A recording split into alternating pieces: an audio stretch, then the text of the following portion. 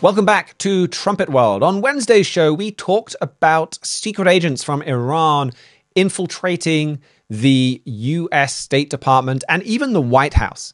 Well, for this segment, we're going to look at a secret war drones project, perhaps something that sounds even more sinister than secret agents that Russia has underway. And we're going to hear more about that from Jeremiah Jacques. Thank you, Mr. Palmer. Yes, this is a secret project just revealed this week, and it is that Russia is producing attack drones in a factory inside of China. So one of the big developments of Russia's war on Ukraine, at least in terms of technology, has been seeing unmanned aerial vehicles or drones become extremely important on the battlefields, or you could say in the skies above those battlefields. Attack drones generally cost just a small fraction of the price of a warplane or an attack helicopter. And they don't have a pilot inside, risking his life in order to attack the enemy. And they're able to do tremendous amounts of damage on enemy positions. Michael Kaufman is a leading military analyst, and he recently said, quote, "Drones give countries cheap access to tactical aviation and precision-guided weapons, allowing them to destroy the enemy's much more expensive equipment." End quote. So, F-35s and J-20s and other fifth-generation fighter jets and warplanes, they're not obsolete by any means. Those kinds of advanced aircraft are still capable of a lot that drones are not able to do. But those kinds of warplanes are just exorbitantly expensive, and drone technology is advancing fast, and it's being combined, of course, with AI, and all of this is changing some deep-rooted dynamics that have really defined war for decades, and it's blunting the edge a little bit of these billion-dollar F-35s and J-20s and other high-tech planes. So there's a big shift underway here, and China is on the forefront of this shift in many ways with their drone manufacturing. And the revelation this week shows that China is helping Russia to develop and even flight test a new attack drone called the Gerpaya 3. The Gerpaya 3 is extremely powerful. It can carry a payload of 110 pounds. That's a massive amount of explosives that these can deliver to their targets. And the range of these is also remarkable. They can travel 1,200 miles. The details of this it's all based on European intelligence that's just been disclosed and reported by Reuters. And it shows that Chinese specialists are assisting with this whole Russian project. China is helping Russia to mass produce these in a factory inside of China. And that's invaluable to the Russians because, of course, right now we have Western sanctions that make it very difficult for Russia to get a lot of microchips and other advanced components that are needed for drones.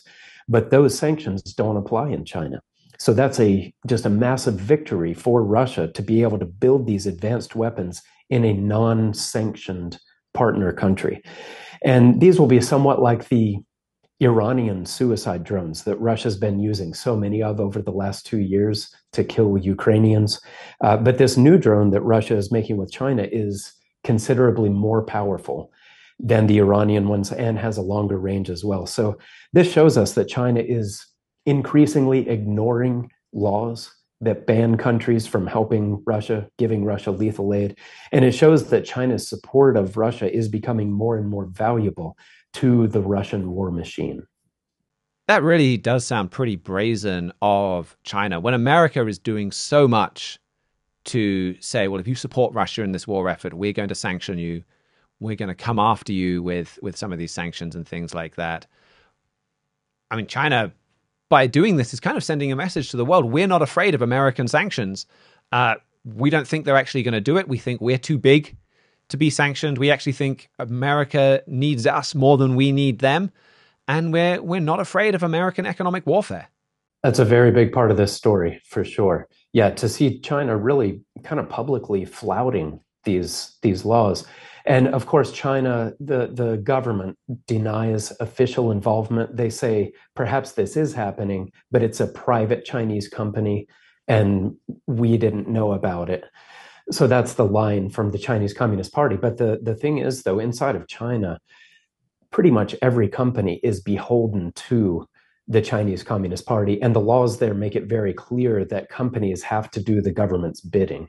And so I think it's extremely unlikely that a private company would be doing this without not just knowledge from the Chinese Communist Party, but probably even instructions from them. So it shows how little China fears America, and also shows how much China's willing to stick their neck out for Russia. Like we've been talking, it feels like this relationship between Russia and China comes up on this show almost every week. And this seems like one of the most powerful examples of that we've seen. Yes, I agree. And the trumpet, we keep a very close eye on this deepening cooperation between Russia and China. And that's because it aligns with Bible prophecy. We have an article, it's called Why the Trumpet Watches Russia Allying with China. This article takes a careful look at passages in Ezekiel and Daniel and Matthew and Revelation and other biblical books. And these passages show that Russia and China will soon be allied along with other Asian nations, and they'll have the largest military force in human history. And these passages show that this massive Asian confederacy will play a central role in World War III.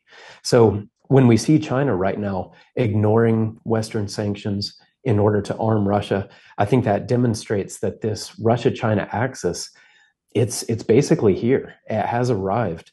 And that article that I mentioned, Why the Trumpet Watches Russia Allying with China, it examines those various Bible passages, and it also examines current events such as this drone story, and it shows how this is all moving forward. So I think that it could be a very good read for anyone who would like to understand this in that big picture context.